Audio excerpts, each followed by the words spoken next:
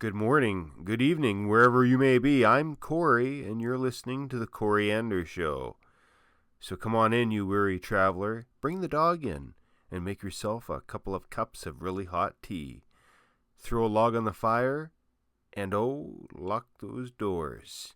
And tonight, just tonight, maybe lock those windows too. Because up next, we dive into the strange and unexplained and all the latest in ufology news with nuclear physicist, also known as the godfather of ufology, Stanton Friedman. With me today is author Stanton Friedman, author of such books as Top Secret, Majestic, Crash at Corona, Captured, The Aztec Incident, Shoot Them Down, Flying Saucers and Science, and he's also involved in the Project Blue Book. So, Stanton, we've got a lot to go over today. Tremendous amount. Okay, Stanton, tell us a little bit about your involvement with UFO'ology. Basically, just a quick rundown on where you started with the Roswell incident and where you are today. Well, I started on UFOs in 1958. I read a book by the man who'd been head of Project Blue Book, the official Air Force project in the States. He'd been head in the early 50s. And the book was the Report on Unidentified Flying Objects, Edward Ruppelt. And it was the first thing I actually read about this subject. And it didn't fully convince me, but it intrigued me, because he had a lot of interesting information in it. So it stimulated me to read a lot more. I was working as a young nuclear physicist for General Electric Aircraft Nuclear Propulsion Department, so I was particularly interested in technology. This was 1958, Cincinnati, Ohio. And it was a big project. GE spent $100 million, employed 3,500 people at that time, 1,100 of them engineers and scientists. So it wasn't just 3 professors and 6 grad students, a lot of work. And the book intrigued me partly if these things were real and if they used nuclear energy to fly around, that would help our program, you see. Also, I thought that it would be exciting if the planet was being visited. This is before we were in space now, you understand. Mm-hmm. So it's a whole new world. I read a lot of science fiction when I was a kid. I was 24 at this time. Mm-hmm. Didn't read science fiction anymore.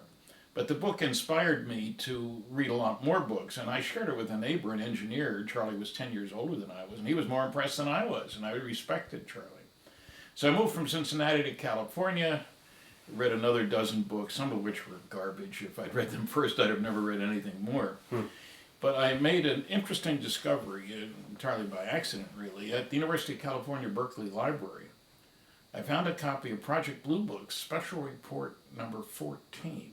Biggest study ever done on flying saucers, and it hadn't been mentioned in any of the dozen books I'd read. And it was chock full of data, 240 charts, tables, graphs, and maps. I was in data heaven. But what really bugged me was there was a press release from the Secretary of the Air Force saying about this study. He didn't identify the title, just a big study on UFOs. If he'd have said Blue Book Special Report 14, surely a newsman would have said, what happened to other 13? We haven't heard about then. He didn't say that. But in it he said, quote, on the basis of this report, we believe that no objects such as those popularly described as flying saucers have overflown the United States. Even the unknown 3% could have been identified as conventional phenomena or illusions if more complete observational data had been available. Now, that's very straightforward. The only trouble is I had the report, looking at all these charts and tables. The unknowns weren't 3%, they were 21.5%. That's not a slight mistake. That's much an overstatement. Furthermore, they did a quality evaluation of all the sightings, and they found the better the quality of the report, the more likely to be unidentifiable. Third, they had a separate category for insufficient information. If there wasn't enough data available about a sighting, it was not listed as an unknown, and it's only the unknowns we're interested in. That made me angry. I was working under security, accustomed to sort of tiptoeing around the truth on occasion. But outright lies from the Secretary of the Air Force? I got irked. I joined 2 UFO groups to get their newsletters. Neither exists anymore, the Aerial Phenomena Research Organization, National Investigations Committee on Aerial Phenomena. And I shared information. It was lunchtime talk with my colleagues, so to speak.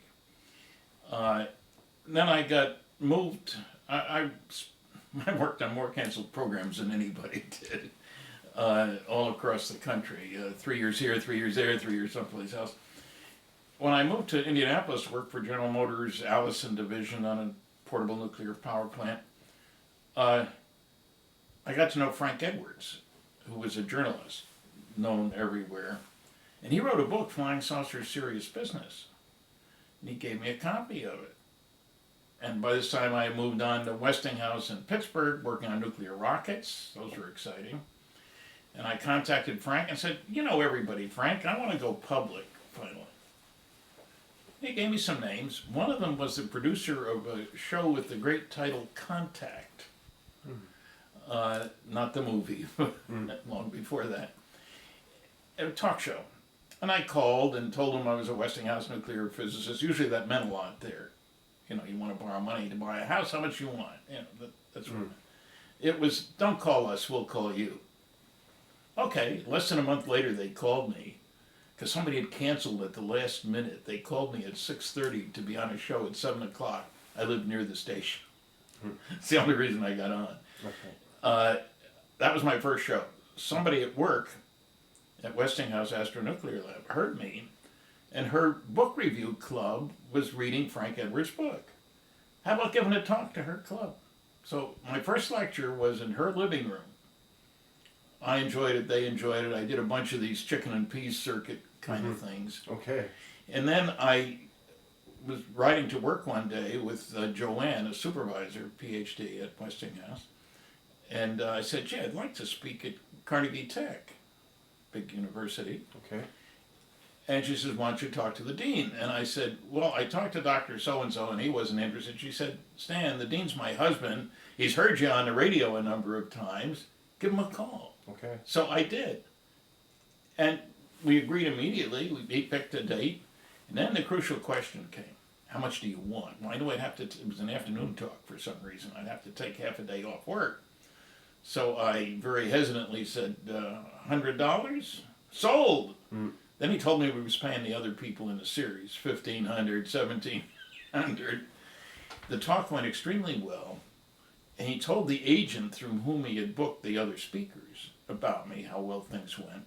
He booked me at a very important talk for me, the Engineering Society of Detroit. That's not a lot of little old ladies in tennis shoes. These are hard-nosed engineers. They were sold out 3 weeks in advance for 1,008 people. Wow. And not one negative question. And so I pushed more to do on the technical groups, sections of the American Institute of Aeronautics and Astronautics, Institute of Electrical and Electronic Engineers. I stress this because I wasn't talking to a bunch of nutty groups. I got asked to speak at the Los Alamos, New Mexico section of the American Nuclear Society. Okay.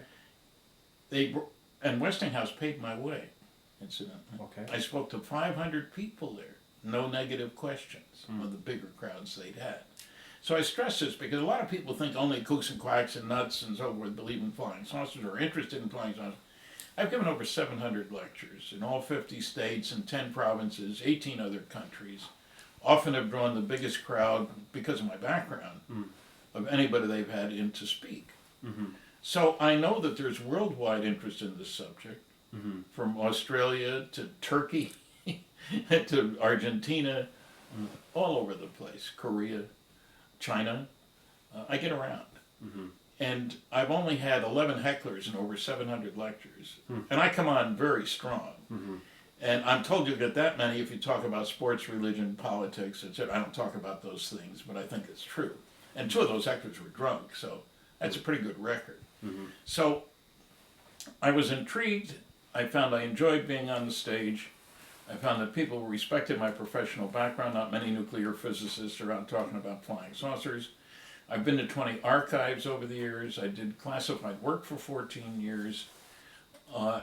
I bring to bear certain special background, peculiar background, if you will. Mm-hmm. One of them is I worked on far-out advanced propulsion systems. Okay. One of the biggest arguments against flying saucers, you can't get here from there. It's impossible. Mm-hmm. That's not true. I worked not only on fission nuclear rockets, but on fusion rockets. Okay. And so I also worked under security for 14 years, so I can deal with the stupid comments that governments can't keep secrets. One well-known astronomer said, the proof of that is how much we know about Bill Clinton's genitalia. That's a very funny remark, but it has nothing to do with the NRO, the CIA, the DIA, the NSC, the NSA, all these guys. Mm-hmm. I know about those things. Third thing is I've really intrigued people enough so that they accept the data I present. I talk about 5 large-scale scientific studies, and they've never heard of them. 2% have read one of them, maybe. But what they really want to know is the answer to the why questions. Why doesn't the government tell us what it knows? Why would aliens come here anyway? Why don't they land on the White House lawn? You know, other questions like that. And the usual response to my answer is, oh, I hadn't thought of it that way, which is good. I'm reaching them. Mm-hmm. And so it's been a great opportunity to find out what moves people. Mm-hmm. And to have the interaction. And it took advantage of one of my long suits. I've got a good memory, or I did anyway when I was younger. I could give you an answer now. There are a lot of people who are just as smart, but I'll get back to you tomorrow is their response. So when you're on the stage, you need to know now. Mm-hmm. You know? Yeah. So I find that I've had a real opportunity to plunge into the depths of people's understanding and misunderstanding, to correct a lot of false notions, not only about saucers, but about man in space, about getting someplace else. It's funny, even though most of my lectures, over 600 colleges, academic world, it's amazing how little the academics seem to know about advanced propulsion, about advanced technology, about security, secrecy. I do, many times before I speak, say, in an evening program, I'll do an afternoon colloquium for the physics department. And you get very quickly understanding. They don't know from anything about security, about advanced technology. Okay. There are people who think that research only gets done in academia. Lockheed did the stealth aircraft program. Spent $10 billion over 10 years. That's not a half a dozen professors and 20 grad students. So they need to be educated about what's really going on in the world out there. Nuclear propulsion, for example. I worked on a fission nuclear rocket this big. Power level 1,100 megawatts. That's half that of Point in the Pearl, which is very much larger. Los Alamos built the Phoebus 2B nuclear rocket engine, 4,400 megawatts, this big. Twice the power of La Pearl, Grand Coulee Dam, any of those things. So I lived in the real world, but it's a world that not many people are familiar with, which is what the important thing. Carl Sagan and I were classmates for 3 years at the University of Chicago. Is that right? Wow. Yeah, he's not here anymore, and I am, and he never bragged about my being his classmate, so I can brag about his being mine. That's great. But Carl once said, there are interesting sightings that aren't reliable. There are reliable sightings that aren't interesting. But there are no interesting and reliable sightings. Well, that big report that I mentioned, Carl gave no reference for this proclamation. The big report showed exactly the reverse. The higher the reliability of the sighting, the more likely it was unexplainable. The public doesn't know that. So my job is to educate them. Okay. Now, with these propulsion systems, I know that you've probably done the formulas and the calculations on how much they would probably need to get here, maybe with their advanced technologies. But is there anything that you can just kind of brush over really quick to help the younger generation understand whether it's possible, like in the future, or possibly on a more advanced civilization that might have 1 billion years ahead of us? Well, what kind of yeah, technologies they might even have? 1,000 years ahead of us. You know, we have to realize Magellan's ship went around the world in 3 years, 1522 or so. Okay, now the space station goes around in 90 minutes. The rule is that technological progress comes from doing things differently in an unpredictable way. And a good example is the nuclear navy. We now have aircraft carriers that can operate for 18 years without refueling. And you can't do that with diesel fuel. Okay. That's nuclear. Okay. Okay, so the first thing you have to know is that there are well over 1,000 stars within 50 light years of here. 1,000. Some of them, the ones that I'm particularly interested in, two stars, Zeta 1 and Zeta 2 Reticuli, in the constellation of Reticulum. Can't see them from here, got to go below the equator. They're 39.3 light years away. It's just down the street. Galaxy's about 100,000 light years across, so we're talking just over there. Okay. Those two stars are only an eighth of a light year apart from each other. They're 30 times closer to each other than the sun is to the next star over. We're out in the boonies. These guys got next door neighbors. And just 39 light years away, they're 1 billion years older than the sun. They'd have far more incentive to develop interstellar travel when you got a next door neighbor whom you can see all day long, that's how close they are, than we do. And you'd expect they know more than we do. That's just down the street. Now, it's amazing how in the last 20 years, Frank Drake, big man in the SETI movement, Search for Extraterrestrial Intelligence, silly effort to investigate is what I call it, frankly. Frank has said that there might be as many as, 8,000 places in the galaxy that could send signals. Well, with the Kepler spacecraft checking the sky, looking for planets, we used to think there was only one solar system. Ours. We got it all. Now we're talking about there might be 8 billion planets in the galaxy. So our sense of perspective has changed entirely. And we can imagine somebody coming here for a lot of different reasons, but one that I like to focus on. I assume everybody's concerned about their own survival and security. That means you got to keep tabs on the primitives in the neighborhood. You realize that Earth is a very primitive society, has a very primitive society. We only killed 50 million people during World War II. 50 million. We destroyed 1,700 cities. We have a lousy track record, in other words. Primitive society, major activity is tribal warfare. Well, you realize that once we unlock the nuclear genie, so to speak, I worked on fusion propulsion. Now, every advanced civilization is going to know about fusion because that's what produced the energy in all the stars. We figured it out in 1938. It was fusioning long before that, you understand. Okay, if you use the right stuff in the right way and kick particles out the back end of a fusion rocket, that would have 10 million times as much energy per particle as they can get in a dumb old chemical rocket. Not 10, not 1,000, 10 million times as much energy. So to any aliens, we're a threat to the neighborhood, that we will take our brand of friendship, obviously hostility. I mean, this year, we Earthlings will spend $1 trillion on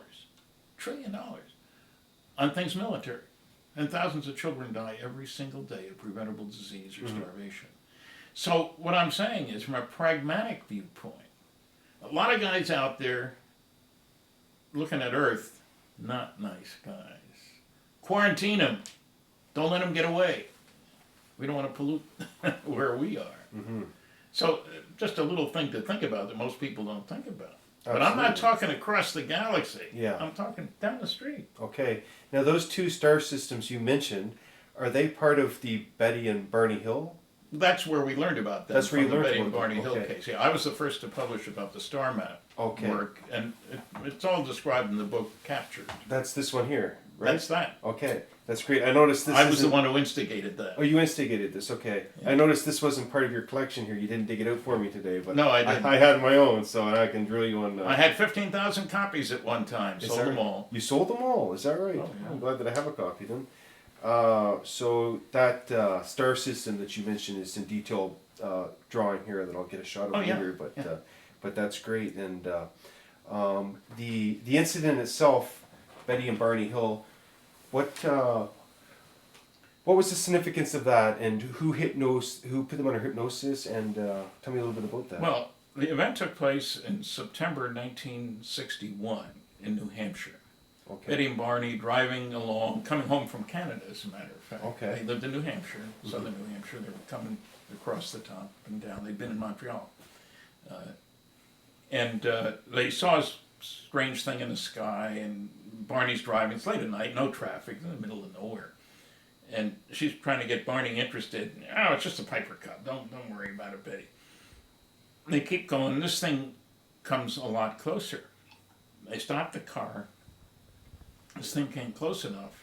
Barney got out of the car. He's standing looking right at this thing, a couple hundred feet away at most. And he gets very concerned. He's using binoculars. He can look through the windows. And he sees beings inside staring back at him. Scares the heck out of him, as you can imagine. And he gets the strong feeling they're going to be captured. Dashes back to the car. They drive off. And then he does something very strange. He went from a primary road, highway, onto a secondary road, onto a tertiary road, a dirt road. He would never have done that. It was obvious he was being guided. And then there's a bunch of guys in the road, grab him and Betty, take him on board this craft that's landed in about the only place you could land an 80-foot diameter craft. It was a sandy area. It's heavily forested New Hampshire, White Mountains. They get taken on board, examined, put back out, totally wouldn't remember what happened, and didn't remember what happened. They remembered seeing the saucer. But what they did notice was they got home 2 hours later than they should have gotten home. Mm-hmm. The reason they had kept driving all night was there was a hurricane coming up the coast. They wanted to get home before the hurricane. Okay. And so they developed some physical symptoms. Barney developed an ulcer. And after a while, the doctor said, Barney, I've done all I can for you. You need to see a psychiatrist. Because at that time it was thought ulcers were psychological in origin. Now we know there's some bacteria that get in the way. But so they were very fortunate. They get the services of Dr. Benjamin Simon, who was a world-class expert on dealing with post-traumatic stress disorder. At that time, shell-shock war veterans. And he ran a hospital for 3,000 patients. And the Army made a movie, Let There Be Light, starring Dr. Simon, showing how he helped people who'd had terrible experiences get back to normal. Okay. You know, buddy's head being blown off next to you. It's distressing. How do you handle this? And so he had separate sessions with each of them. And he has said in writing that the emotional intensity of their sessions as they relived their experience, not retold, but relived, was as great as that of any of the shell-shock war veterans he dealt with. And coming from him, that means something. He's not a parlor hypnotist, in other words. He knew nothing about flying saucers. He did know how to help people work their way through a period of missing time. Okay. So it was because of his involvement in this that we have a very powerful case. It was the first abduction that had any publicity. And it was unintentional. They didn't want publicity. Somebody broke a confidence who privately taped a little talk they'd given other people, talked to a reporter from a Boston newspaper. He wanted to interview them, and they said, no way. They thought they'd lose their jobs. Betty was a social worker now. She wasn't sweeping floors. She was a social worker. Worked on adoptions and things like that. Barney worked for the post office, U.S. Post Office, was a member of the Civil Rights Commission of the state of New Hampshire. Barney was black, Betty was white. Unusual combination in New Hampshire in 1961, as you can imagine. And the last thing they needed, he thought it would hurt his civil rights activities. You know, this would be a ridiculous story and so on. The response to the article was very good as it happened. Went all over the place. First book came out a couple of years later. There was an excellent reporter who delved into it. The Interrupted Journey, it was called. And that came out in the mid-'60s. And then there was a television movie Universal put out for NBC, starring James Earl Jones as Barney, Estelle Parsons as Betty. I was a consultant on the movie. Is that right? Universal got my name, would you believe, from the Air Force. I was living in Southern California at the time. Don't ask me to explain that. Yeah. I'm sure they were sorry they had. But anyway. What did you say the movie's called again? The book was The Interrupted Journey. The movie on television was the UFO Incident. Okay. All right. Universal Studios, NBC. This isn't off in a corner now. This is a prominent show. And it was very well received. And if I'm very lucky, he says, crossing both his fingers, there will be a movie being made. The options have been sold and so forth. The screenplay's been written, called Betty and Barney, and it's based on my book, Top Secret Magic. I'm sorry. There will be 2 movies made. One of them is Magic Men, about some documents that are very important to this whole story. The other is Betty and Barney. Okay. They've optioned my book, Captured. Okay. Kathleen Marden did most of the work on the book, and she's Betty's niece. Okay. And she heard about the story the next day. Betty, the next morning, they got home early in the morning. Later in the day, she called her sister, Kathy's mother, who had had a sighting. Didn't know about the abduction part now, but just described this thing that they had seen and it lasted and so forth. And Kathy was in the room. And she's been following it ever since. And in Betty's later years, very close to Kathy, and she transcribed all the hypnosis interviews, sessions, and so forth. So, could have 2 movies within a year or 2. That's great, Stan. Good for you, yeah. Well, fantastic. It'd be nice to see it. You do all that work. I hate to admit it. More people watch movies than read books. At least my books, anyway. They've done okay, but nothing like a movie. Absolutely, yeah. So I am all for putting facts and data out where people can find out the truth. Sure. I've given more talks at annual symposia sponsored by the Mutual UFO Network. Okay. Has about 3,000 members. They get about over 600 UFO sighting reports per month. And people say, how come I haven't heard anything about any sightings? Well, they're there. Read the MUFON Journal. I do a monthly column. Okay. I have fun. Okay. Now I have to ask you before I forget, the object that Betty and Barney Hill seen, was it circular or rectangular? It's circular. It was, okay. Now would there be any advantage, or do you know of any propulsion advantage that would be to the triangle? No, I don't. No. Okay. And I don't know how to explain triangles. They may be motherships. They may be our attempt at using alien technology. Certainly no government who has a piece of a saucer, we have several pieces, there's been more than one crash, and is trying to back engineer, and not only from the materials, but from the observations made by radar, made by spy satellites, all of these things. You know, how does the velocity change with direction, does the color, all kinds of data that you can observe, not just analyze a piece of something in the lab. I had no doubt anybody who's got some of this stuff would want to back engineer it, if you will. But it's not so easy. Give Christopher Columbus a nuclear submarine and an unlimited budget. Would he be able to duplicate it? Not a chance. A cheap digital wristwatch given to the smartest people on the planet in the mid-30s could not have been duplicated. Oh, they know it was a watch, tells time, there's a battery, electrical. They couldn't analyze the chip. Okay. And even if they could analyze it, they couldn't duplicate it. Sure. Intel spends $1 billion on a chip facility these days. Okay. So, saucers, there are some good reasons, I think, for the round shape. No front, no back, high maneuverability. You know, an airplane has trouble going backward. It's not designed that way. Saucers seem to be able to go up, down, back, forth, right angle turns, etc. Entirely different propulsion system. And as I pointed out to people, there have actually been 2 electromagnetic submarines built. No moving parts. Interactions with electric and magnetic fields and the electrically conducting fluid, seawater or ionized air. And I was surprised. 1980, I had a literature search done at McDonnell Douglas. I was supposed to go to work there to figure out how saucers work. The program got canceled not because of me, but the program that was supporting the effort got canceled as I was driving across the country. Okay. Kind of a shock when you walk in. You realize we just laid off 5,000 people. Yeah, I know, I heard it on the radio.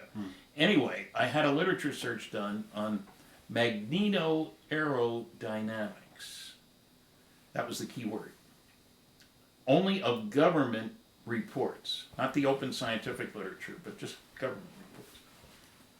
Got 900 references, 90% were classified. So somebody was very interested in magneto-aerodynamics. Okay. Yeah. You know. They still haven't announced that we have a magneto-aerodynamic saucer, but maybe next year. Yeah, I heard at some point too. You mentioned we use the return module when we fly into the Earth's atmosphere. It has that blunt force. Well, as well. Yeah, when I was growing up, everybody knew that a high-speed aircraft had to have a pointy nose, sharp wings, high melting point metals, like the X-15, first airplane to break the sonic barrier. Okay. I gave a talk to a NASA group, and they took my picture and stuff, and I'm standing next to the Apollo 12 command module, a round, blunt body. Mm-hmm. Well, I know that we ran wind tunnel tests on round, blunt bodies in late 1947. That idea may have come from a study of that. Any research program is more likely to be successful if you know that what you're trying to accomplish has been accomplished. The Russians, for example, after World War II, knew that you could build an atomic bomb. We'd exploded 5 of them. Hitler, on the other hand, during the year, he had a nuclear program going. Some very smart people. But he wasn't sure that we could build one, and he did know you could build rockets, so he spent most of his money on rockets. Mm-hmm. The Russians knew you could build an atomic bomb. If the first one doesn't work, we try it again. So there's a big difference here in what you think you can do when you see somebody else has done it already, like a saucer moving that way. Okay. No. So, Stan, tell me, is there any interesting crop circles lately? Have you heard of any? I read a lot of UFO literature, of course, and I do hear about studies on crop circles. It's not really my thing. I've Sure. stood in a crop circle in California. Yeah. No big deal. Okay. And of course, I don't believe that they're all made by Doug and Dave after a session in a bar in England. Yeah. Some people want to say, oh, they made them all. Sure, they occur in Canada, they occur in the United States, and they are peculiar formations. What they mean is something I haven't any idea. There's a guy in Holland, I guess, who has some psychic notions about what they mean. And there's some research going on, but it's not my bag. I'm a nuclear physicist. Okay. And my interest is in other directions. Okay. Now, what I really am interested in, though, the physical trace cases. A guy named Ted Phillips in Missouri has collected more than 4,000 cases from at least 80 countries all over the world, in which people observe a saucer on or near the ground, and after it leaves, one finds the equivalent of burned circles, burned rings, landing gear marks, nothing elaborate like the crop circles. And these are important. About a sixth of those cases involve reports of beings associated with the craft. And I have had tests done on the affected soil. Okay. And higher level of soluble minerals than nearby soil. And this stuff won't grow anything afterward. And the reason is the soil is too salty. It prevents seed germination and stuff. Okay. So those cases are interesting because those are the small objects, the Earth excursion modules, I like to call them, as opposed to the huge motherships. People forget that they want it to be one object that lands in your backyard and then goes off to Zeta Reticuli. It's not the way things seem to be. They seem to be motherships, super carriers, space carriers, whatever you want to call them. There's a great report out of Canada in the Yukon, a civil engineer named Martin Jasek was able to talk to 32 different people who had observed this huge object. Civil engineer was able to triangulate. The back end was over the mountain, the front end was over the lake, and you take enough people, someplace between 1/2 and 1 mile long. This was a humongous object. There's another case, a Japan Airlines flight, a big 747 coming from Iceland to Fairbanks and then to Japan. Twice the size of an aircraft carrier, something circled around this object. They reported to the ground radar, who saw them on the radar, and the object circling around them, which is kind of a neat trick. Okay. They had to get permission to change their path, and they flew in a circle, and this thing stayed right with them. Uh, it was, again, huge, twice the size of an aircraft carrier. It's almost half a mile long. So, think in terms of motherships. I mean, I have people say to me, how come some advanced technology from out there comes all the way here and crashes? And I'm saying it's not the interstellar craft that crashes. There have been several good crashes. If any crashes, good. But at least they tell us something about the saucers. And they're not the huge motherships. They're the small, less than 100 feet in diameter object. Aztec, New Mexico was one 6 months or so, well, 9 months after Roswell. And it was an object that was picked up, carried to Los Alamos. Some exciting new research has been done by chief investigators, Scott and Suzanne Ramsey. She had lived out there, so they could go out to Aztec, New Mexico, and do a lot of research, talk to a lot of people who otherwise wouldn't have talked about them, but because they're familiar with the area, locals, and so forth. So there also seemed to be more than one group. Just as after Columbus came to the New World, and you got the Dutch and the French and the Portuguese and the Brits and all kinds of people. There seem to be a lot of different groups coming here. Now, there may be, in one of my books I have 20 reasons for coming to planet Earth. Why do people do all kinds of things? Why do people go through O'Hare Airport? It's not just one reason. A lot of different reasons. And so, maybe they're grad students doing their research on the development of a primitive society. We certainly qualify on those grounds. They may be stealing our goodies. There's another case, a Japan Airlines flight, a big 747 coming from Iceland to Fairbanks and then to Japan. Twice the size of an aircraft carrier, something circled around this object. They reported to the ground radar, who saw them on the radar, and the object circling around them, which is kind of a neat trick. Okay. They had to get permission to change their path, and they flew in a circle, and this thing stayed right with them. It was, again, huge, twice the size of an aircraft carrier. It's almost half a mile long. So, think in terms of motherships. I mean, I have people say to me, how come some advanced technology from out there comes all the way here and crashes? And I'm saying it's not the interstellar craft that crashes. There have been several good crashes. If any crashes, good. But at least they tell us something about the saucers. And they're not the huge motherships. They're the small, less than 100 feet in diameter object.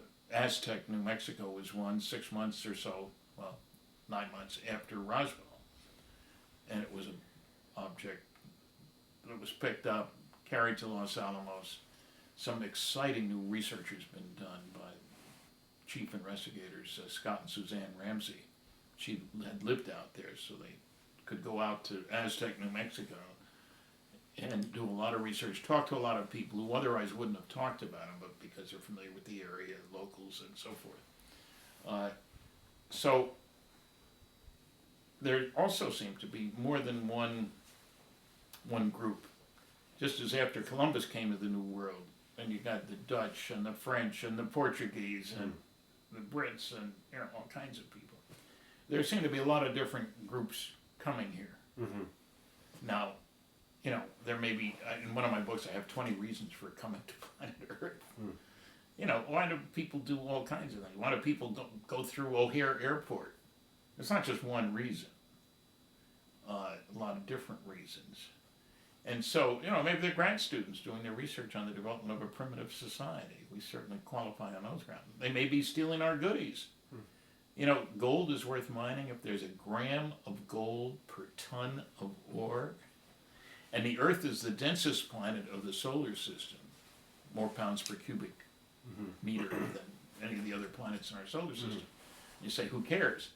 Well, that means there are more heavy metals, and heavy metals tend to be rather exotic. Gold, uranium, platinum, iridium, rhenium, osmium. You think lead is heavy? Osmium's twice as heavy, twice as dense as lead. So maybe they're stealing goodies here. Yeah, well, that leads us to my next question, the Anunnaki. What's your take on them? I don't have a take on them. Okay. That gets into areas that I don't really get into. I've met Zacharias Sitchin, Okay. who talks about visitors and maybe having us do the gold mining for them. There's some recent finds in Africa. Guy's got a book out about civilizations they didn't know existed there before, big circular structures and stuff from thousands of years ago, tens of thousands of years ago. So it might well be that this was a mining colony. Look how many people went west for the gold in the Klondike or in California or in Australia. What did they go for? Find gold. You know, not to have fun and games, not for a vacation. They do that now. Yeah, I wanted to get back to the Yukon for a really quick second and talk about why that was such a spectacular sighting up there and why it's considered probably one of the better cases. And from my understanding, it was because it was seen from so many different communities, people witnessing it. So it's the first time.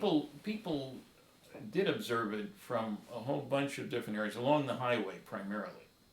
And it turns out, I've been up there, and you've been there, you know that there aren't a lot of places to stop. Yeah. You know, there isn't a McDonald's at every corner kind of thing. And a lot of people stopped at the one watering hole, if you will, gas station and dining place, and told the owner. That's right.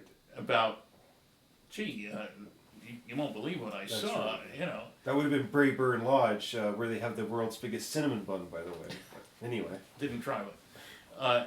Anyway, when the investigator, Martin Jasek, finally showed up, he stopped there, and he told him, the owner of the place told him about all these other people who stopped, and that helped him find other witnesses. Okay. Who went by there. That's right. Because, like I say, there's not a lot of establishments around the area there. There aren't too many places to stop. So, and the fact that he's a civil engineer was a really big help. He knows a little bit about being in the air. He's done over 400 parachute jumps. So he knows about being out in the open and observing. And when you jump with a parachute, you got to look out for what's going on. You don't want to get hit by the wing of the plane. Yeah. You know, that sort of thing. Absolutely. And you also want to be pretty careful about what you're going to land on. So, pretty good observer, Martin is, and a very good calculator. Okay. You know, I don't want to get too off topic, but just to switch things up a little bit, I wanted to ask you a little bit about Phobos. Deimos and Phobos, the little satellites of Mars. That's right, yeah. Well, they're peculiar satellites. They're very small, much just as we have things like the space station, and very small compared to the size of the planet. And there's been talk about maybe they are artificial. Somebody put them into orbit there. I don't know whether they are or not. But there was a Russian woman, I've heard her speak. The Russians sent a satellite to look at Phobos. And there seems to be a shadow going across it, which raises lots of questions. And so they're things that we should be looking at. They may not be proof of anything yet. And maybe when we go to Mars, we'll find out a lot more. Yeah. You see, the notion of artificiality was rejected. Scientists have a bad habit. If they don't understand how, they reject it. You can't get here from there is one thing. Satellite, the first calculations by a Canadian astronomer on the ability to go to the moon, 1941, Dr. Campbell. There was a lot of science fiction stuff about going to the moon. And he was out to show that that was nonsense. So he published a scientific paper in a journal calculating the original launch weight of a vehicle able to get a man to the moon and back. Legitimate question, how big does it have to be? Pages of equations. He concluded it would have to weigh 1,000,000 tons. So forget this nonsense. We got 3 guys to the moon back. So with the dumb old chemical rocket, whose initial launch weight 3,000 tons instead of 1,000,000. He made every possible stupid wrong assumption about how you do it. A single stage rocket launched directly up at much too low an exhaust velocity for the rocket, much too low an acceleration. He assumed an important aspect of our space program. He assumed the rocket would have to provide all the energy for the trip. Of course. No. We use cosmic freeloading for all our deep space travel. When we go to the moon, the launch takes place at a certain time in order that we can use the moon's gravity. Mm-hmm. It's there. Take advantage of it. And we've got a spacecraft out at Saturn now. It went past Venus, which is closer to the sun than we are. Got a free kick, came back past Earth, got another free kick, went past Jupiter. Another acceleration. We took advantage of Mother Nature. We've been doing that for a long time. And so that changes everything if you go to calculate, can you get to the moon or any place else? And as a matter of fact, another wrong assumption, he assumed when you come back, you better slow down. I'll buy that. If you're going 25,000 miles an hour, it's a little awkward to land at that velocity. He assumed you'd need a retro rocket, which of course is doing nothing. It's dead weight. You lift it, you have to accelerate it. You got to decelerate it at the moon. You got to accelerate it when you leave the moon and slow it down when you come back here. That's several accelerations of this dead weight. What do?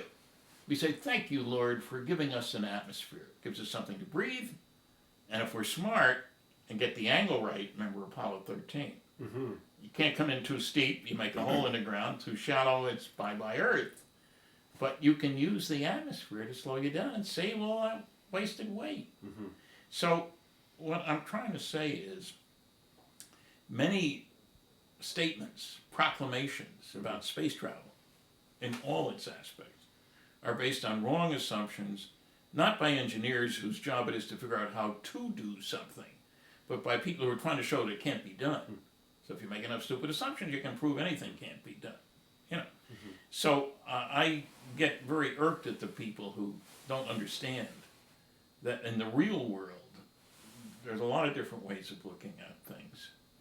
And you make assumptions that you can put into practice, but to minimize negatives, the people who say things are impossible make wrong assumptions, don't know much about the data at hand.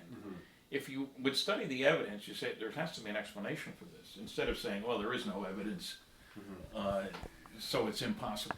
It's easy to say something is impossible. Sure. It's a lot harder to investigate. Okay, speaking of evidence, now there's a weird kind of anomaly on Phobos. Have you seen that picture? I've heard that there are, somebody says there's a building there. A building? Yeah, it just looks like a big metal box or something was dropped, but I don't know how legitimate it is. Yeah. There've been a lot of, in today's modern age, people play with Photoshop and all kinds of other things. And you can make anything appear to be anywhere. And if you go to YouTube, you'll see a lot of phony stuff. Yeah. This one particular picture, though, I think is from a satellite. It's a public domain, I guess, the picture. And Buzz Aldrin was actually commenting on it on one of his interviews, where he's, confident that there's something up there, and he's using it as the, basically the, one of the reasons why we should be going back to the moon and carrying on, so we can find out what's on this little satellite moon. I've appeared on programs with Buzz Aldrin, a couple of programs, and he's very careful. Most of the astronauts, the forward to my book, Flying Saucers and Science, is written by Dr. Edgar Mitchell, the sixth man to walk on the moon. So the astronauts are interested. And I've talked to a number of them. They're very careful about what they say in public. Yeah. Who's got a better job than an astronaut? And he certainly doesn't want to lose the job for saying something he shouldn't be saying. It's clear that there is a cosmic Watergate here, that there are rules about not releasing information. And people say, oh, that's conspiracy thinking. Well, the National Security Agency, NSA, means never says anything, NSA, they're the guys who listen in on everybody's phone conversations all around the world, etc. Annual black budget about $20 billion. They released 156 top secret Umbra UFO documents way back in the early 80s. You can read one line per page, everything else is whited out. The CIA released dozens of top secret Umbra UFO documents. All the words are blacked out except a few on each page. One says, deny in toto. They couldn't find 8 words to declassify. So when I talk about security being involved, anybody can get those documents. People say, why don't you scrape off the black in the CIA documents? Because they Xerox it first. You can't, there's nothing there. when you scrape off, you can't see what's underneath, in other words. So there really is a cosmic Watergate. And let me quote somebody. General Carol Bolender was asked, he was an Air Force general, worked on the Lunar Excursion Module. We landed successfully in 1969. And it was asked, what should we do about Project Blue Book, the Air Force group concerned with UFOs, supposedly the only group. And he wrote a memo, which we didn't see until 10 years later, but it resulted in the closure of Project Blue Book at the end of 1969. And in the memo, he says, reports of UFOs which could affect national security are made in accordance with JNAP, Joint Army Navy Air Force Publication 146, or Air Force Manual 55-11, and are not part of the Blue Book system. 2 paragraphs later, if we close Project Blue Book, the public won't have a place to report sightings. However, as previously noted, reports which could affect national security will continue to be investigated using the procedures established for that purpose. I located him 10 years later when I saw this memo. I said, sounds like you're saying that they're 2 separate reporting systems. He said, yes. And we talked about the fact, if a saucer goes down the runway at a Strategic Air Command base, that's a national security problem. Not supposed to be anybody there because nuclear weapons are stored there. If you and I go outside and see a saucer fly over, big deal, happens all the time. No national security involved in that. But the Air Force has been saying we don't have an interest in UFOs since 1969 as a result of this memo, when in fact their investigations have continued, but only about the sightings that could involve national security. They're the important ones, after all, aren't they? You know, so pilot sightings, for example. And so there was a mythology that they're just people saying, oh, they're keeping it secret. Well, you can show the blacked out documents, the whited out documents. They're there. Anybody can get hold of them.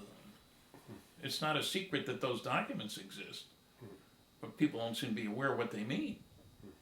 I mean, 156 NSA top secret UFO documents on which you can read about 1 sentence per page. That's a cover-up, no matter how you slice it. Okay. How are we doing? You're in there, Craig? I saw you changing tape, or we're good on tape? That's great. Okay, we're obviously on countdown now, so I'm going to keep at it here.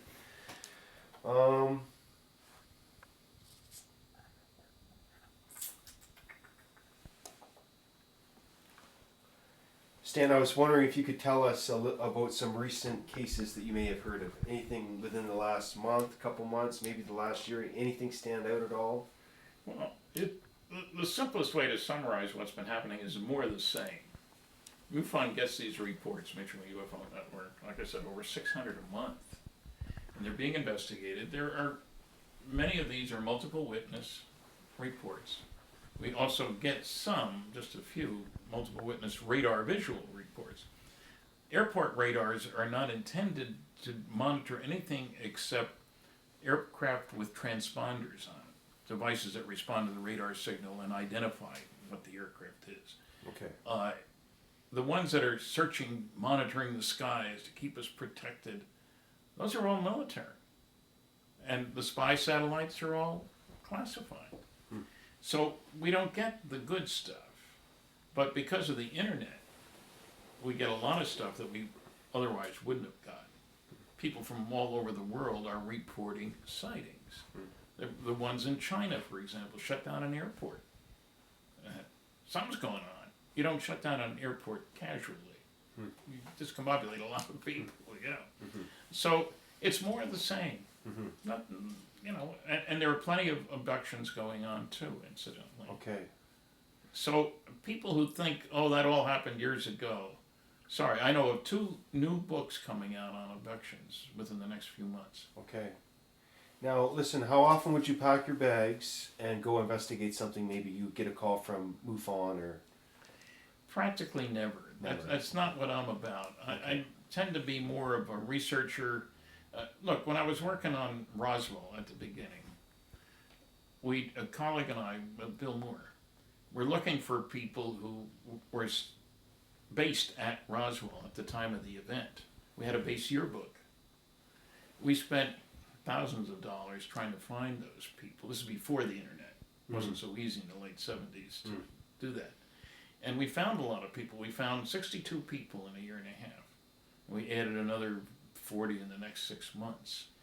I've spent time at 20 archives because one of my focuses has been on the Operation Majestic 12 documents. Now there's over 100 pages of phony documents. It's the real ones that I'm excited by. 8 pages, which is a wholly different matter. Well, that means I'm trying to find out, is there any possibility that these documents are legitimate? Top secret magic sounds exotic. And the basic story is that President Truman in 1947, September, established this group called Operation Majestic 12, reporting only to the president, accountable only to the president. Named the 12 people who were on it, Army, Navy, Air Force, intelligence groups, and scientists. And the question is whether these documents are legitimate. Well, one of the names, for example, stuck out like a sore thumb, Dr. Donald Menzel. All these other guys had military backgrounds, primarily. We know they had high-level security clearances. Menzel taught astronomy at Harvard and was a UFO debunker. How could he know about a crash flying saucer? It's mentioned in the document. Well, I managed to get access to his papers at Harvard. All these guys were dead. How convenient when we started our research. I had to get permission from 3 different people to look at his papers, including his wife. I got those permissions and discovered, to my total shock, that I didn't like him when he was alive, because he came up with crazy explanations. I found out that he wrote to Jack Kennedy, President Jack Kennedy, that he, Menzel, had a longer continuous association with the National Security Agency and had done classified work for more than 30 years. And was a consultant to the CIA and other organizations. I was totally shocked. Nobody knew that. There were 2 issues of Astronomy Magazine, or Sky and Telescope, dedicated to him. One when he died, and one on the 100th anniversary of his birth. So he was a very well thought of guy in astronomy. Neither one of them mentioned all this classified work that he did for the government. So I spent time at the archives there and checking on, I've talked to the families of 11 of the 12 people on the committee. So that's the kind of research that I do, to evaluate stuff, to collect data, talking to astronomers about the Zeta 1 and Zeta 2 reticuli, 2 stars. That's more of what I do. I've gone out to Roswell many times because I'm the original civilian investigator of the Roswell incident. Yeah, well, tell me a little bit about the. Could you tell me? 1 second. Yeah, sorry. Go ahead. Wait. And go ahead. Are you done filling over there, Craig? Jeez, so that Yeah, I know. I Just do it quick and I'll get on here. yeah. She taped in. She's on record, and this is good to go. Next time we'll take all the packaging off. Yeah, We're gonna do. Tapes. It's archaic. It's old school. Let's just throw in an audio track that camera. I love it. Okay. Are you guys ready? Yep. Okay. Stan, I was wondering, can you tell me what year the crash happened in Roswell and when you started investigating it? And did you get a chance to hold any of the debris? And yeah, just elaborate a little bit on that. The event took place in early July 1947, less than 2 weeks after the first sighting that got a lot of attention, Kenneth Arnold's sighting, Pacific Northwest. He was flying an airplane near Mount Rainier, daytime, looking for a downed aircraft because there was a reward if you found it, and it flashed into the cockpit of the plane. Looking around, he spots 9 objects, more crescent-shaped than saucer-shaped, zipping between the peaks of the mountains. He timed them, clock on the dashboard, and knew the distance between 2 peaks and how long it took them to go there. They were going over 1,200 miles an hour. Fastest aircraft had only flown 700 miles an hour at that time. So he reported it, thinking it was a secret American system. But he was a man who had 4,000 hours as a pilot, a lot of experience in the air. Nobody questioned his integrity when he landed. He was known to the people at the airport when he landed. He was telling them about this. That was June 24th, 47. This happened early July 47, the public announcement on July 8th. A news article, because in between there have been over 1,000 reports of sightings of, he said they moved as a saucer would if you skipped it across the water. That's where the flying saucer terminology came from. So you have this situation where they were seen in almost all the states, but as one newspaper nastily said, except for Kansas, which is dry, of course, only drunks see UFOs kind of thing. The ridicule had already started. So this was right after that. I didn't hear about this until I was speaking in 1978 at Louisiana State University, Baton Rouge, Louisiana. And I was supposed to do 3 interviews at the local television station. People from the college brought me to the station to promote the lecture that night. And I did the first 2 interviews, and the third reporter wasn't there. And the station manager's looking at his watch. He knew I was busy because he knew the people who brought me to the campus. And no cell phones back then, in case people are wondering. Out of the blue, he says, the guy you ought to talk to is Jesse Marcel. Brilliant investigator that I am. I said, who's he? He handled the wreckage of one of those saucers you were interested in when he was in the military. What? He wasn't joking, and there was nobody else around. I had to take him seriously. Well, what do you know about him? Well, he lives over in Houma. That didn't tell me much because I'd never been to Houma, Louisiana. I was there later to talk to Jesse, incidentally. He's a great guy. We're old ham radio buddies. You ought to give him a call. And then the reporter showed up. I did the interview. I was busy the rest of the day. The next day from the airport, I called information.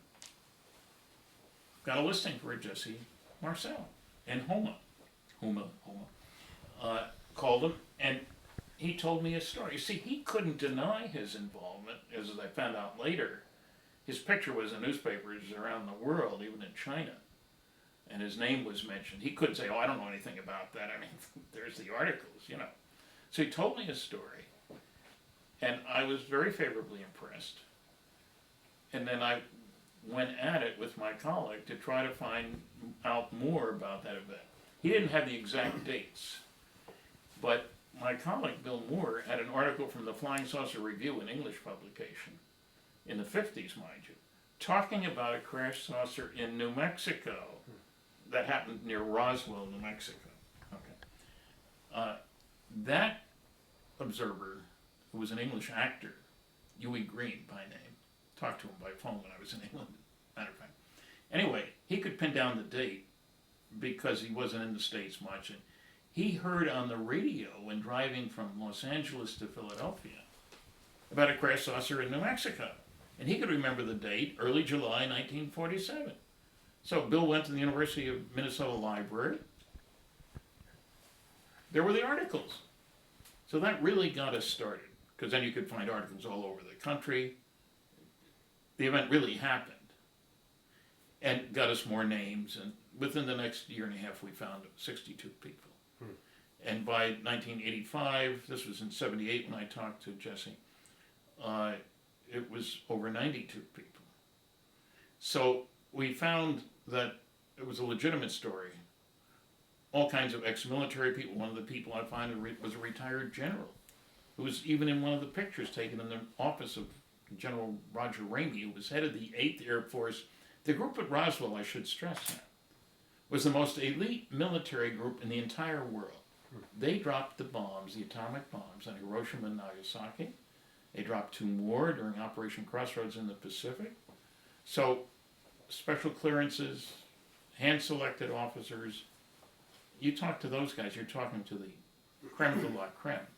So you could hardly say there's a bunch of nuts with nothing better to do. One of the skeptics has said, it's just a PR guy who had nothing else to do, so he made up a story.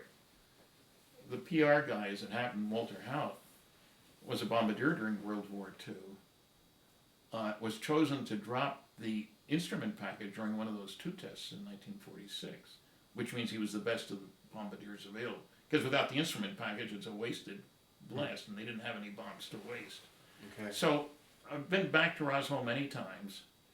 The first book came out in 1980, The Roswell Incident, by William Warren Charles Berlitz. I got a percentage of Bill's royalties. My own book, Crash at Corona, came out at the end of the 90s. And there are plenty of other books out there. So, and some of it's junk. But you always get that.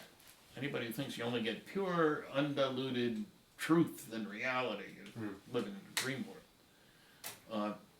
So Roswell has become the symbol of crash saucers. Many of the critics make up their criticisms without doing any investigation, which is unfortunate. And there have been some pretty silly attacks. But Roswell is an important story. Aztec, New Mexico, March 48 versus July 47. Another crash saucer. And people say, why New Mexico? Well, I'm not the scheduler for the aliens, but New Mexico had loads of classified work going on there. First atomic bomb test, our first good radar, presence of the atomic bombs at Roswell.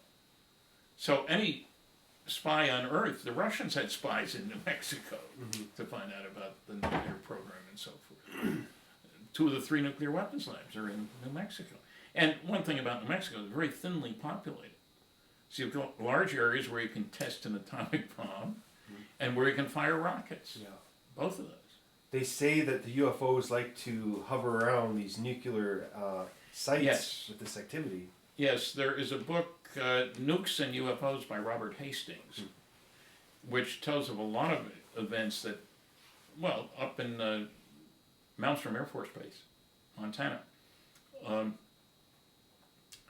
UFO appears, guy down below gets a call from the gate, there's something strange going on out here, he thought he was joking, hung up the phone. A few minutes later he calls back, obviously now upset. It's hovering right over the gate, and then 10 Minuteman missiles went down, one after the other, several different tubes around the base. One after the other. That's not supposed to happen. Can't possibly happen. But it did. And one of the people involved, Robert Salas, has written a book. He was the command officer down below. The government doesn't want to say anything about these things, but there are a number of other situations in which things of nuclear interest have been monitored. And, you can speculate as to why, but obviously you want to know if the locals have nuclear weapons.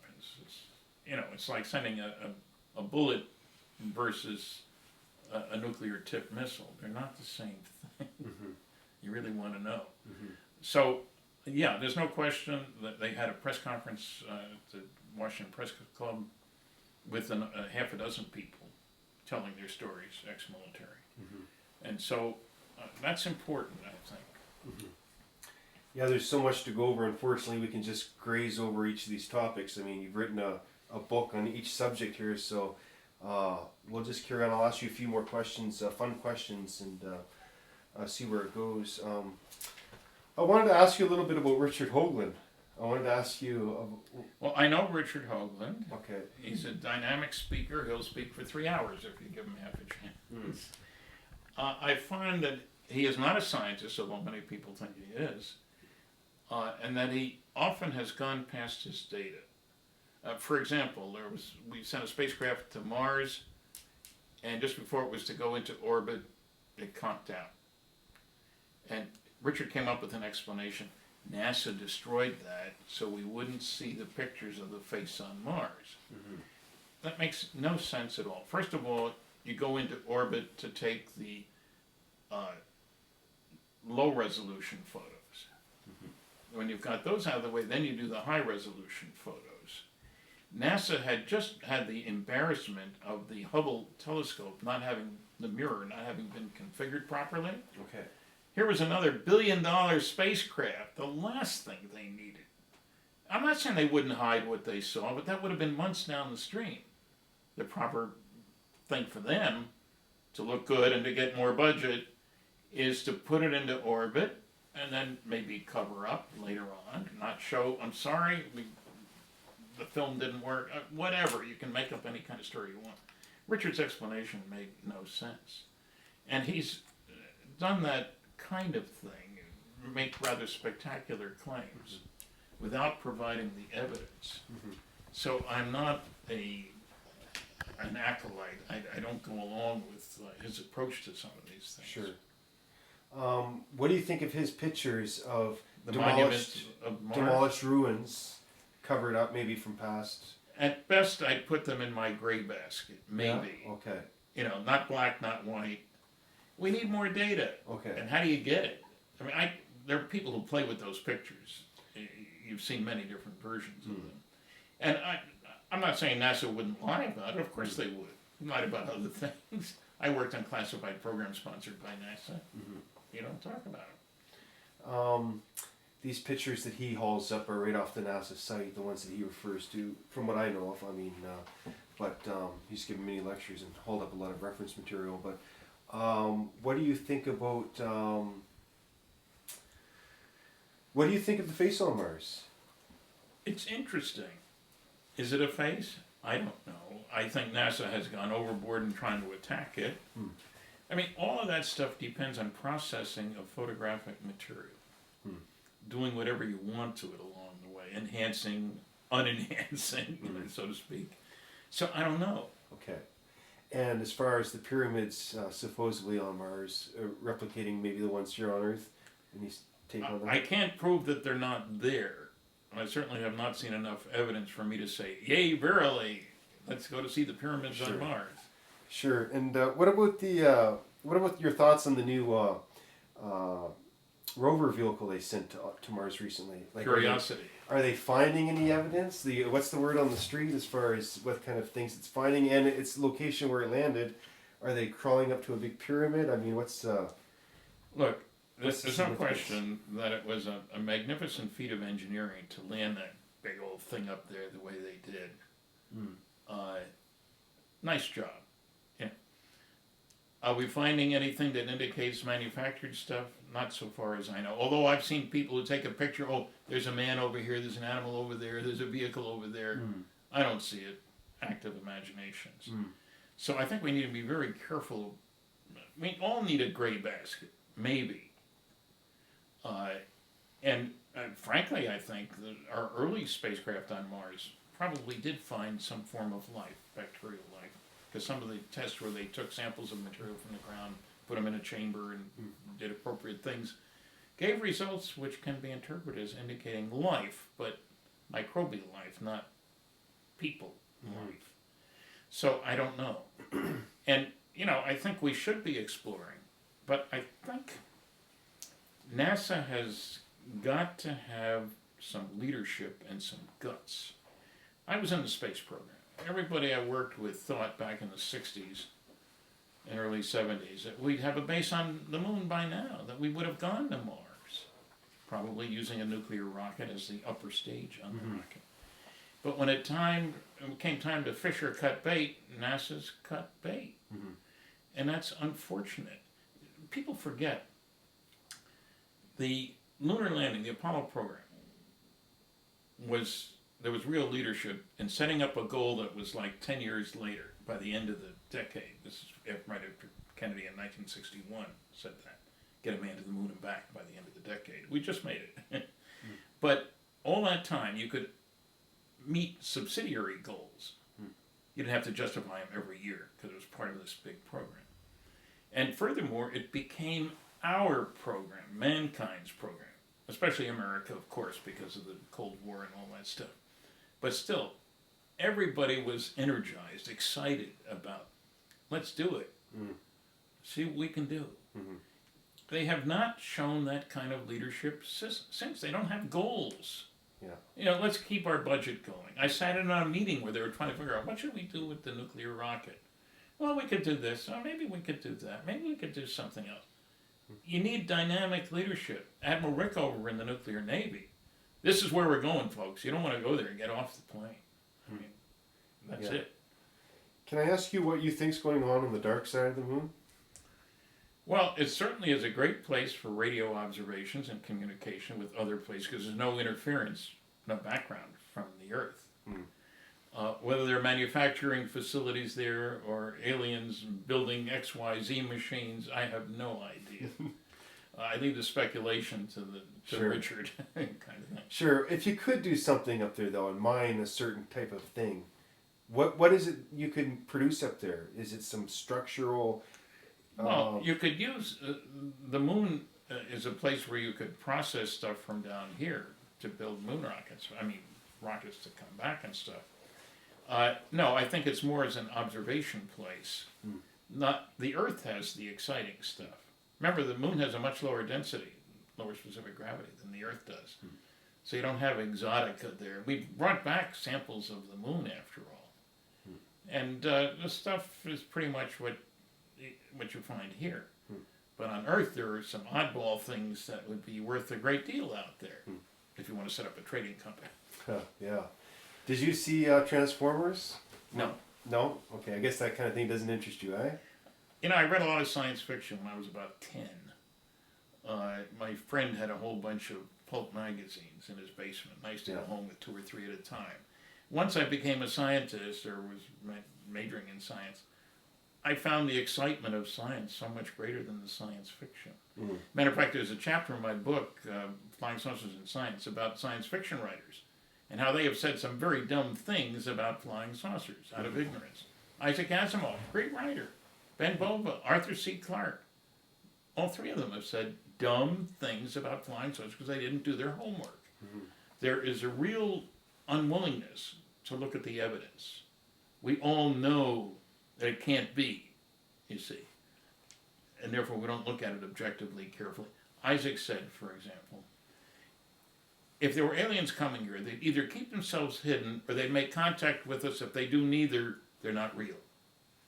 When did he become an expert on alien behavior? You know, and if he looked at his evidence, he'd find that they're doing all kinds of stuff, which he is not aware of, obviously. Excuse me, let's see.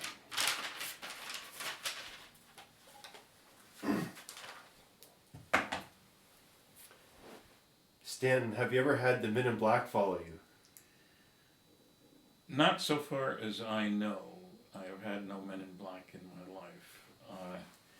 I had one strange experience that gave me pause. I was speaking to a group in Pittsburgh many years ago, late 60s, a management club. And it was dinner and a talk. And after I'm finished, my host comes over to me and question and answer period over and says, "Who are your friends?" I said, "What do you mean?" "Well, you saw that there was an Air Force captain and a woman with him. We thought that you must have invited them." I said, "No, I figured you had invited them." He said, "Well, you may have noticed there are only 2 women here. One was the editor of the company publication. It was not an open to the public thing. I talked to a number of people. He said nobody knew who they were. So I'm wondering, how did they know about it in the first place, and why didn't they mingle and say anything in the second place?" That's the only peculiar thing that I've had happen. So you haven't had any like weird vans parked outside your house, or helicopters, or phone tapped? You haven't. Very dumb. Well, as far as I know, I haven't. And you know, people. I had a guy call me and said, "How come you're still alive?" "Well, what do you mean?" "Well, you're saying the government's covering things up. You'd think they'd take you out." Yeah. I said, "Look, I used to have a live answering service. They always got my detailed itinerary, and we're always under instructions. Tell people where I am, where I'm going to be, what room I'm in at the hotel, and all that sort of stuff. Anybody want to take me out? The trip from Albuquerque to Roswell is 200 miles of nothing. There really is nothing there for most of the way. If you want to take somebody out, it's a great place." I said, "I've never even come close to an accident there." And I said, "Furthermore, I may be doing exactly what the government wants." "What do you mean?" "Well, I'm trying to get people aware of the fact that flying saucers are real, and our planet is being visited by intelligently controlled extraterrestrial spacecraft. The more work I do, the less there will be for them to do once they decide to take that big step." And the real obstacle there, incidentally, I get people who say, "We should reveal everything we know." The U.S. government should. I say, "I don't believe that." "Why not?" "Well, because there is a national security aspect. If you can figure out how to duplicate the behavior of the saucers, what a wonderful weapons delivery and defense system that would be. And are you going to release it to your enemies, potential enemies? That's not the way you do things. Now, if you say we're going to have a conference at which the Russians, the Chinese, and the Americans, and anybody else who's interested, reveals everything they've learned to make an Earthling system, that's another story, but I don't see any signs of that happening. So I think that national security is a legitimate concern here. I worked under security for 14 years, and sure, it was a pain in the neck on occasion. I had one guy who thought radiation shielding, well, they'll find a magic paint and they'll put it on materials and you won't have to provide any shielding. That was nonsense, but he classified everything he could to protect national security. So my views about that are different from some people, and I have not worried. I say pretty much the same things publicly as I do privately. I'm not worried about Uncle Sam getting upset about me. Because anybody who listens to me knows that I'm not saying wild things. And I'm not asking, it's against the law to ask somebody to release classified information to somebody who doesn't have a clearance and a need to know. I respect that. I don't go asking people, tell me everything you know. It's a violation of the law. And I don't need to have trouble with the law. Okay. I'm just curious, have you ever heard of the pyramid case in Alaska? The Pyramid Underground? Was there a television movie about that? No, it was one of George Norway's guests that came on. I believe it was the woman he's got traveling the world. What's her name there? Oh, I don't know. I've been on the show many times. I don't listen to the show because it's too darn late for me here. You know, it's late and you start to go a little crazy after a while if you listen to too many of them. But no, her name's not coming to me. But if you didn't hear about it, that's No. fine. No, okay. Would you consider yourself a Fox Mulder of the investigating the X-Files? I really don't think so, because I'll spend more time in archives than I do trying to track down the latest case. I'm trying to get the bigger picture. I mentioned these Majestic 12 documents. I think they're legitimate, and I've written a whole book justifying that I think that way, even though there's over 100 phony ones. That's more my thing. Roswell, find the witnesses, yes, just a historical necessity kind of thing. And if somebody says you've got a piece of one, I'd sure like to be around and have it tested and so forth. But no, and I'm pretty much a loner, which Fox works with whatever her name was. Scully. Scully, yes. Yeah. So, I admire the fact that movie did well. And as a matter of fact, I got a call that was made in Vancouver. That's right. And I got a call from them wanting some real government UFO documents. And they could have made up anything they darn pleased. And so I put together a package of real government UFO documents, and they were very grateful. Well, I was impressed by the fact that they wanted real ones when they could have made them up. So I appreciate the fact that they got a lot of people intrigued. And that's good. It's a step in the right direction. Stan, you live in Fredericton, New Brunswick. Of all places, why Fredericton? Well, it's a great place to live and raise a family. And my wife is from New Brunswick. And when California passed Prop 13, which kept the property taxes from going up, we were living in California. And it hurt the budget of all the community colleges out there because they got their money from property taxes. Would you believe the government had a surplus back then? And the big pitch was, it's our money, you shouldn't have it. Whoever heard of a surplus with government anymore? Anyway, I started to lose my California lecture business. And we were coming back here in the summer to see family. My wife's one of 9 children. They're all still alive. Got several dozen nieces, nephews, great nieces, great nephews. So moving back here, property costs half as much as in California. And I've never been sorry for the move. I find Fredericton's a great place to live. And the border is not that far away. I have a post office box there because postage rates are high from here. But I've been very pleased to have access to the university library, Hmm. which has helped me in my research. You know, you pay $20, you get a library card. Okay. And also, I've spoken several times at the university and at St. Thomas, Mm-hmm. and people seem to be able to find their way here to interview me. Mm-hmm. I've had people come from all over. Mm-hmm. So, never regretted the move. My daughter went University of New Brunswick, a mile from the house. Mhm. Very convenient. Yeah, that's great. I met you 20 years ago when you did a talk at UMV. So that was my first time meeting you there, and But you're older now than you were then. absolutely. I guess I am too. You don't look a day older, maybe me, but I had your Majestic 12 document signed, I believe, and got your other document there as well. So, Stan, I think that's going to wrap it up for right now. Okay. Until our next interview, I wish you Till the next one. all the best on Thank your you. adventures, and you take care of yourself. We'll try. Okay.